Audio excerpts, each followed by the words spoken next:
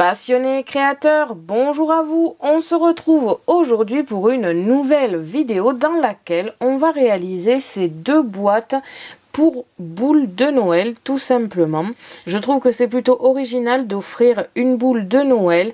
Alors personnellement je ne l'offrirai pas à Noël parce que je trouve que c'est un petit peu tard étant donné que le sapin en principe a déjà été décoré.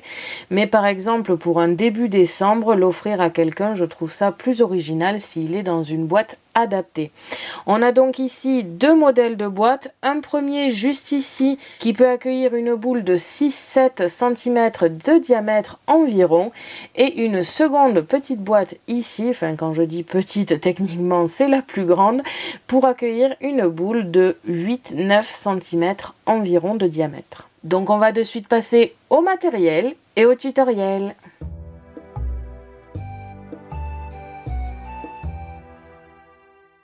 Pour cela, vous aurez besoin de ciseaux, d'une pince pour les stickers, de la colle, j'ai choisi la colle Zig pour plus de minutie, du ruban. J'ai utilisé de petites épingles comme ici pour pouvoir tout simplement tenir les languettes collées à la boîte, des stickers comme d'habitude, du papier scrap et enfin des essentiels Scan & Cut, c'est-à-dire la Scan & Cut, le support de lame et la lame standard ou auto-ajustable comme ici et enfin le support adhésif standard. On se retrouve de suite pour le tutoriel.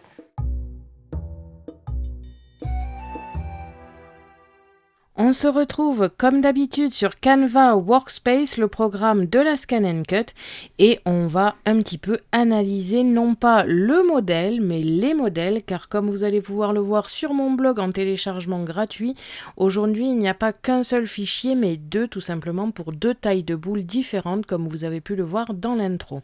On commence ici avec la boîte boule 6-7 cm, comme c'est écrit ici, et comme ça sera écrit sur le blog. Donc c'est la boîte pour la boule d'environ 6-7 cm de diamètre. Donc on a trois éléments. Ici et là, ce sont les deux éléments qui vont être utilisés pour la base de la boîte. Donc avec une languette ici pour le coller en face du même motif, tout simplement. Évidemment, j'ai fait ceci parce que, comme d'habitude, je n'ai pas un papier assez grand pour pouvoir tout simplement faire en un seul et même modèle. Cependant, à la découpe, je me suis aussi rendu compte que l'avantage serait que les deux motifs ici seraient dans le bon sens. Alors, si vous utilisez un papier uni ou décoré sans aucune importance, ça va. Maintenant, si par exemple, comme moi, vous utilisez un papier avec des cadeaux ou avec des serres, il vaut mieux qu'il soit dans le bon sens, sinon c'est un petit peu dommage.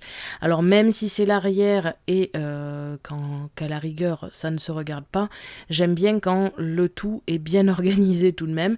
Donc voilà, moi au final je préfère cette solution. Après, si vous avez des papiers assez grands et le support adhésif qui va avec, vous pouvez tout simplement fusionner les deux en inversant ici à la verticale et en positionnant comme ici sur les pointillés, dans l'idée. Et enfin, la seconde partie ici, c'est le support qui ira à l'intérieur de la boîte pour tenir la boule. Il en est de même ici pour la seconde boîte, donc la boîte boule 8-9 cm de diamètre environ. On a toujours ici et là les éléments qui vont constituer la base de la boîte. À la seule différence par rapport à la boîte précédente, c'est qu'ici il y a 1 cm de plus car une plus grosse boule. Le cercle ici est de la même taille parce que je me suis rendu compte finalement que ce n'était pas si grave que ce soit un petit peu plus serré, on va dire. Cependant, la seconde chose qui change, c'est au niveau du support à boule ici, qui ira donc à l'intérieur de la boîte, où le cercle est plus grand, sinon forcément ça surélève de trop et au final la boîte est trop petite. Donc, comme d'habitude, les modèles seront disponibles gratuitement sur mon blog et une fois que vous avez terminé vos modifications, on va pouvoir exporter le fichier en FCM. Personnellement, je vais le transférer via Internet et on se retrouve de suite sur la Scan & Cut.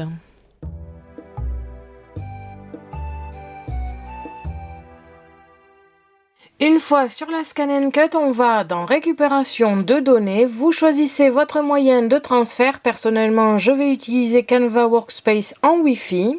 Je récupère mon premier modèle et ensuite je récupérerai le second et je vais pouvoir commencer les découpes.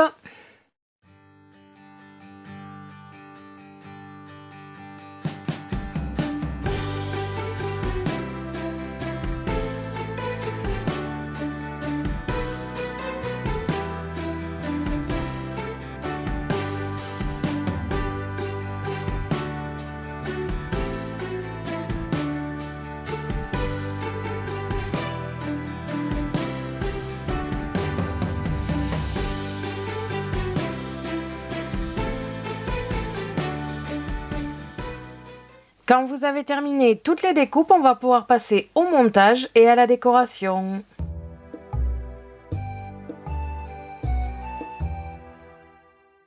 Vous devez donc obtenir tous ces éléments, c'est-à-dire ici la boîte pour 6-7 cm de diamètre pour la boule et ici 8-9 cm de diamètre pour la boule.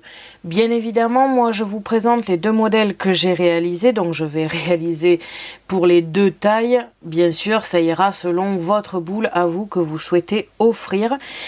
Et j'ai regardé un petit peu toutes les boules de Noël que j'avais et en règle générale, les grandes et les moyennes se situent aux alentours de ces tailles-là. Donc ces deux boîtes devraient aller très bien.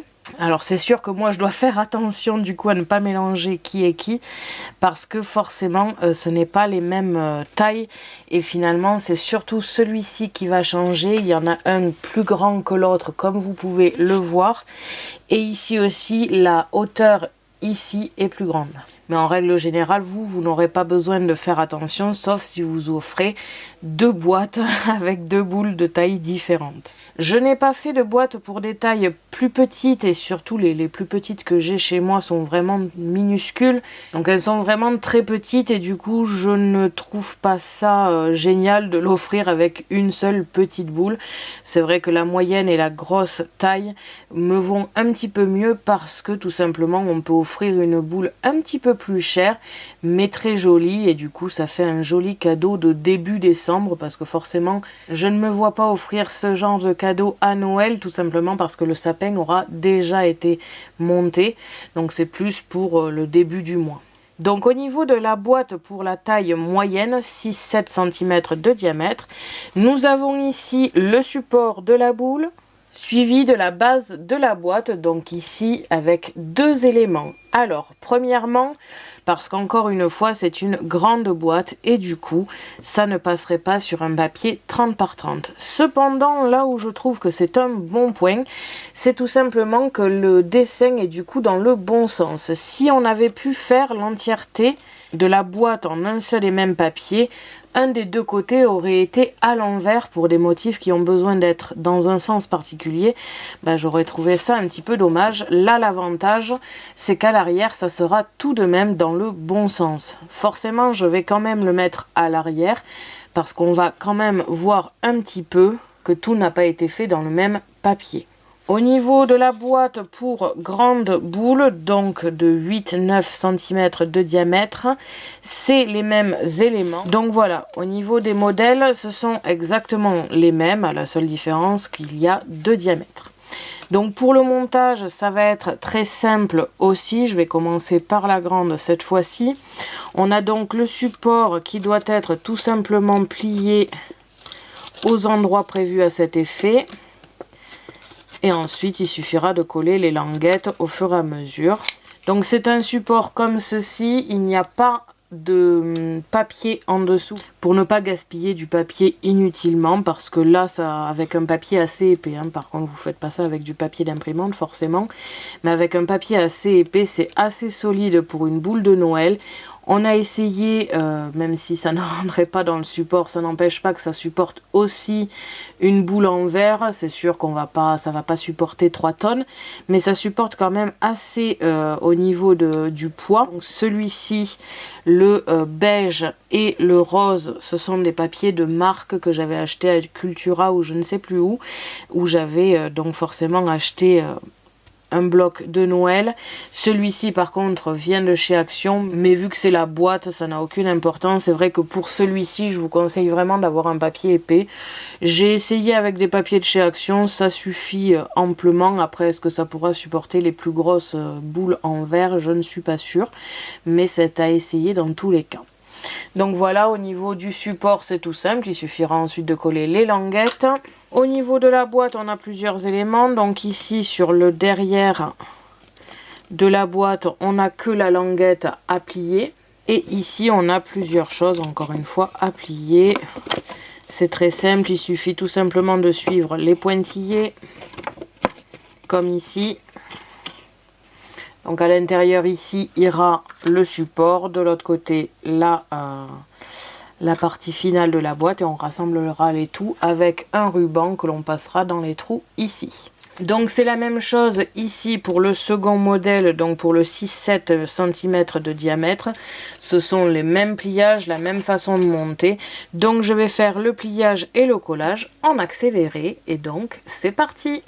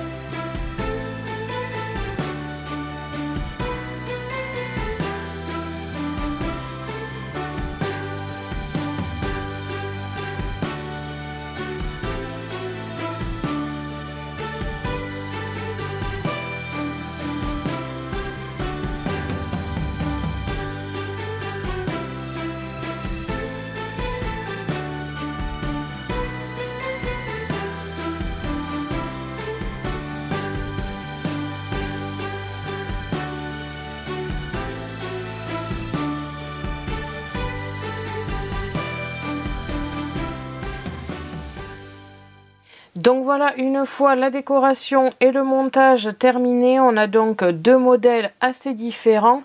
Un ici pour une boule de 6-7 cm de diamètre et celle-ci pour une boule de 8-9 cm de diamètre. Et donc on a deux décorations totalement différentes. On a pour commencer ici une décoration assez sobre avec un papier qui a du foil et du coup qui rehausse un peu le tout, un ruban noir qui contraste bien et avec la boule et avec le papier. Et sur celui-ci j'ai rajouté des stickers comme vous pouvez le voir, tout simplement parce que je trouvais que ça manquait un petit peu de décoration. Pour ici, le second modèle, j'ai fait une décoration avec moins de stickers, tout simplement parce que c'est un papier très chargé au niveau des cadeaux. Et la boule étant noire et qu'elle contraste vraiment avec le papier, j'ai préféré mettre un ruban plus doux, blanc avec des petits flocons, tout simplement pour vraiment laisser place à la boule. Donc si par exemple vous avez une très jolie boule en verre avec une très belle décoration assez chargée à l'intérieur, je vous conseille pareil de faire un papier qui tranche vraiment bien avec la couleur de la boule et un nœud assez discret, comme ça c'est vraiment la boule qui sera au centre de tout quoi. Et donc on a terminé ce tutoriel et j'espère qu'il vous aura plu. Merci à tous d'avoir regardé ma vidéo, n'hésitez pas à me poser des questions ainsi qu'à me dire en commentaire ce que vous pensez de ces boîtes. Je vous invite à me suivre sur mon blog ainsi que mes réseaux sociaux que vous pouvez retrouver dans la description de la vidéo. À la prochaine pour de nouvelles créations.